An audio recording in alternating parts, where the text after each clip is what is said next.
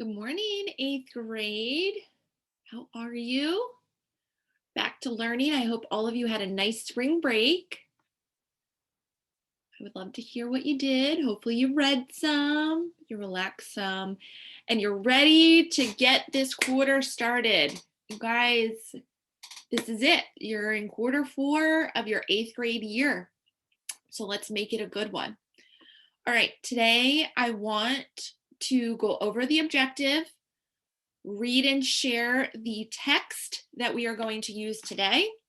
So let me share my screen with you and let you know what we are going to do. Today, our objective is that all students will be able to properly answer 2 out of 2 textually dependent questions in the Emperor's test. This is our text, the Emperor's test. So what you all need to do right now is go grab your performance coach book. And I'm going to tell you that we are going to start on page 51, the Emperor's test. I'm going to pull it up on my screen. I'm going to read and I want you to follow along. I'll read over the questions. I might talk about some vocabulary words, but I'm here to help you. So let me share my screen so that you have the passage right in front of you. Okay, so I am sorry that it may be small, but hopefully all of you have your book. Again, we are on page 51. You are going to need to follow along because I cannot highlight on this, okay? So we are on page 51, and I will try to make it a little bit larger as we read, if it will let me. Okay, that's as big as it's gonna get. All right, the title of the text is called The Emperor's Test. And at the top are our directions. Just like when you take the PSSA in bold, it will have the directions. So it will tell you what they want you to do with the text.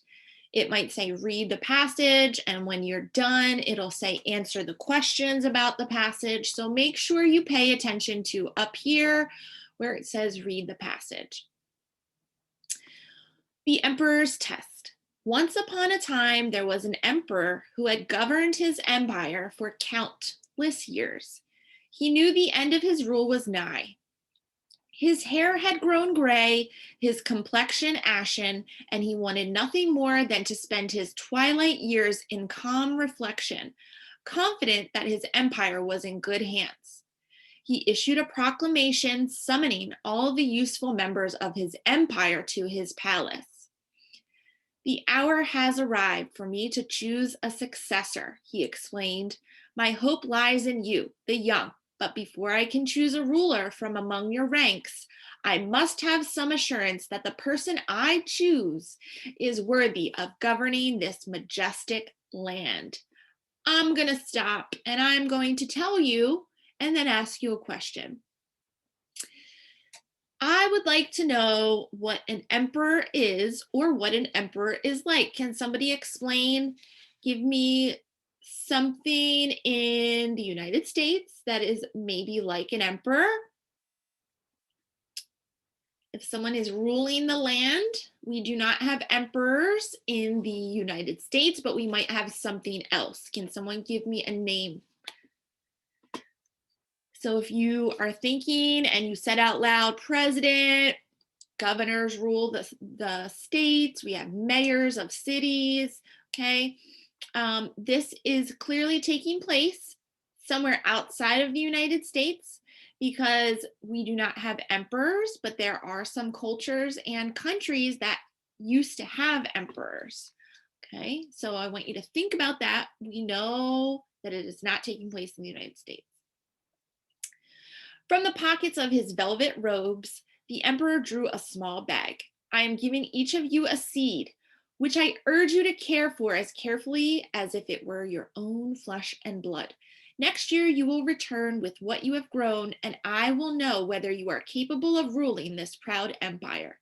Standing at the emperor's side, a poor young man named Ling held his hand out to receive the first seed. Ling planted the seed deep in the fertile earth and watered it every day. But after 3 weeks of constant care, he saw no sign of life. Meanwhile, the other young people in the empire boasted of their seeds' impressive progress. They spoke of sunflowers that reached the sky and vines heavy with fruit. Ling returned to his seed day after day to no avail. Weeks went by and then months, but nothing so much as sprouted. When the day arrived to bring the plants back for inspection, Ling had no choice but to go empty-handed. How can I bring the emperor up an empty pot? Ling asked his mother. It's the only way, his mother insisted. Your honesty must be its own reward. When Ling arrived, he was astonished to see the plants his peers had grown. They bloomed in every shape and size. Ling placed his empty pot on the floor to laughter from the crowd. Ling fought the desire to flee, remembering his mother's words. But when the emperor arrived and asked the crowd to form a line, Ling scurried to the back. My, what lovely plants, the emperor said. Now, which gardener is worthy of ruling my empire? Suddenly, Ling felt the emperor's eyes on him. Bring that boy to me, the emperor ordered. Okay, let's go to the second page.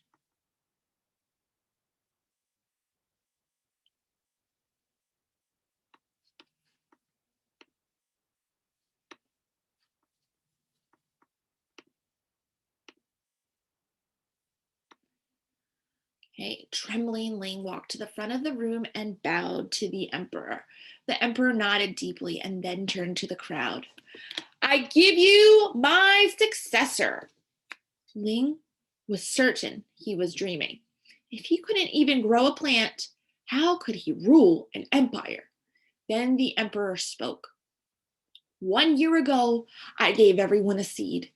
But what you did not know was that I had boiled the seeds beforehand so that they would never grow.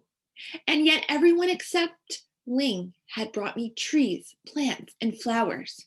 It's clear that when your seeds would not grow, you substituted another seed for the one I gave you. Ling was the only one with the courage to be honest, and therefore he is the new emperor. So I want you to think about that. Think about the lesson that is being taught here, maybe the theme and the moral of the story. Okay, honesty is the best policy. And now we're going to apply all that we know about textual evidence, going back to the text, finding proof to support what our answer is. I will read the questions, and then all of you are going to be able to do this. Go back into the passage, page 51. And it's a little bit of carryover on 52 at the top. And then there are 3 questions, okay? Number 1, which sentence best describes Ling's character traits? A, Ling shows that he is hardworking by caring for the seed. He has a good sense of humor because he makes others laugh, and is powerful because he was chosen as the new ruler. B, Ling shows that he is neglectful because his seed doesn't grow, obedient because he listens to his mother, and fearful because he wants to flee. C, Ling shows that he is conscientious by caring for the seed even when it refuses to grow, courageous by not being afraid to show failure, and honest by not planting a different seed. Or D, Ling shows that he is youthful by living with his mother, envious by being astonished by the plants his peers have grown, and polite by bowing before the emperor. Now, for this to be true and the best answer, all the pieces of A, B, C, or D have to be true. So if 2 things are true out of 3 in a choice, it's not the answer. It all has to be true. So please go back to the text, find your answer, and make sure that if Mr. Yoder or myself or Mr. Roden or Miss Renna were able to ask you, but but prove it. How can you prove it? You would be able to go back into the text and show us the answer, where you found that. How can you prove it? Number 2, read the sentences from the passage and the directions that follow. Once upon a time, there was an emperor who had governed his empire for countless years. He knew the end of his rule was he knew that the end of his rule was nigh. His hair had grown gray, his complexion ashen, and he wanted nothing more than to spend his twilight years in calm reflection, confident that his empire was in good hands. Now, nigh is not a word that we used often, so they want to know which of the following best matches the meaning of nigh in the excerpt. Okay, is it A, everlasting, B, at nigh, C, far off, D, near? Okay, so go back and read and replace the choices. Which one makes the most sense? And then we have one more question, number 3. Read the following summary of the passage. An old emperor devised a test to help him choose his successor. He gave each young person in the empire a seed to take care of for a year. Ling tended his seed daily, but it never grew, and he had to return a year later with an empty pot. The others returned with many plants, but the emperor chose Ling to succeed him. Which of the following best completes the summary? A, Ling walked to the front of the room and bowed to the emperor. He was certain that he was dreaming. B, the emperor revealed that nothing could grow from the seed, so the others must have cheated. Only Ling had the courage to be honest and was worthy to rule. C, since the emperor had boiled the seeds, he knew they wouldn't grow. Ling's mother had been right to make him return with an empty pot. Or D, each of the others had cheated by substituting the emperor's seeds with a seed that would grow into a beautiful plant. Which choice best completes the summary? Okay, think about that lesson that we talked about, the moral of the text. And they're giving you a hint here. The summary tells the most important parts in the story. We don't need to recap every little thing. In a few sentences, it leaves out the minor details, but we have to talk about the major pieces. So which piece is missing to make this summary complete? And that shows beginning, middle, end. Okay, so I will see you all in class. I hope this was helpful, and make sure that you go back and you find those answers.